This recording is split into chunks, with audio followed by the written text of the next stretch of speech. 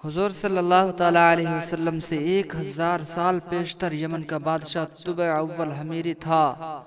ایک مرتبہ وہ اپنے سلطنت کے دورہ کو نکلا۔ 12,000 عالم اور حکیم اور 1,32,000 سوار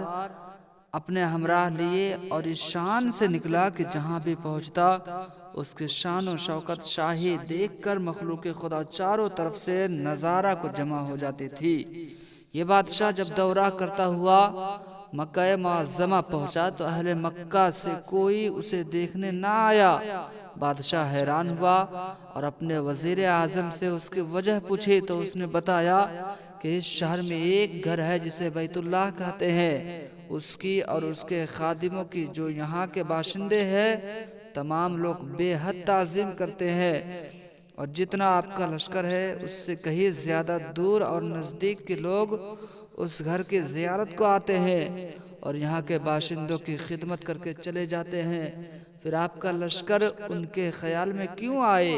یہ سن کر بادشاہ کو غصہ آیا اور قسم کھا کر کہنے لگا، میں اس گھر کو کھدوا دوں گا اور یہاں کے باشندوں کو قتل کرواؤں گا۔ یہ کہنا تھا کہ بادشاہ کے ناک، منہ اور آنکھوں سے خون بہنا شروع ہو گیا اور ایسا بدبودار مادہ بہنے لگا کہ اس کے پاس بیٹھنے کی بھی کسی کو طاقت نہ رہی۔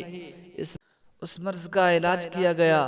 مگر آفاقہ نہ ہوا۔ شام کے وقت بادشاہ کے ہمراہی علماء میں سے ایک عالم ربانی تشریف لائے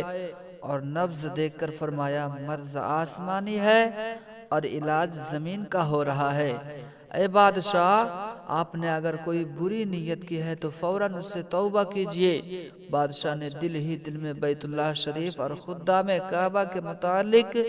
اپنے ارادہ سے توبہ کی۔ توبہ کرتے ہی اس کا وہ خون اور مادہ بہنا بند ہو گیا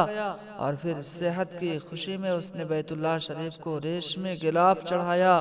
اور شہر کے ہر باشندے کو 7 اشرفی اور 7 ریشمی جوڑے نذر کیے۔ پھر یہاں سے چل کر جب مدینہ منورہ پہنچا تو ہمراہی علماء نے جو کتب سماویہ کے عالم تھے وہاں کی مٹی کو سونگھا اور کنکریوں کو دیکھا اور نبی آخر الزماں کے ہجرت گاہ کی جو علامتیں انہوں نے پڑھی تھی ان کے مطابق اس سرزمین کو پایا تو باہم عہد کر لیا کہ ہم یہاں ہی مر جائیں گے مگر اس زمین کو چھوڑ کر نہ جائیں گے۔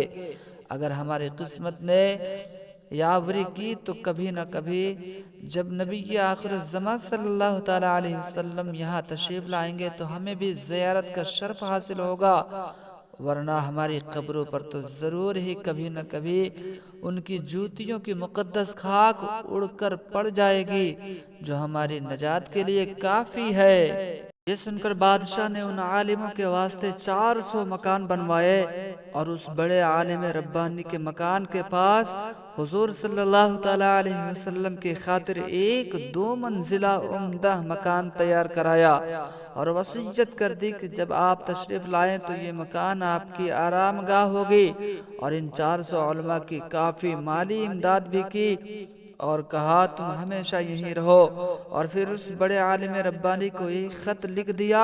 اور کہا کہ میرا یہ خط اس نبی آخر الزماں صلی اللہ تعالیٰ علیہ وسلم کی خدمت اقدس میں پیش کر دینا، اور اگر زندگی بھر تمہیں حضور صلی اللہ تعالیٰ علیہ وسلم کی زیارت کا موقع نہ ملے تو اپنی اولاد کو وصیت کر دینا کہ نسلاً بعد نسلاً میرا یہ خط محفوظ رکھے حتیٰ کہ سرکار عبد قرار صلی اللہ تعالیٰ علیہ وسلم کی خدمت میں پیش کیا جائے۔ یہ کہہ کر بادشاہ وہاں سے چل دیا۔ وہ خط نبی آخر الزمان صلی اللہ تعالیٰ علیہ وسلم کی خدمت میں 1000 سال بعد پیش ہوا۔ کیسے ہوا اور خط میں کیا لکھا تھا سنیے اور عظمت مصطفیٰ صلی اللہ تعالیٰ علیہ وسلم کا اعتراف فرمائیے۔ خط کا مضمون یہ تھا، کمتر مخلوق طبع اول حمیری کی طرف سے شفیع المذنبین سید المرسلین محمد الرسول اللہ صلی اللہ تعالیٰ علیہ وسلم، اما بعد۔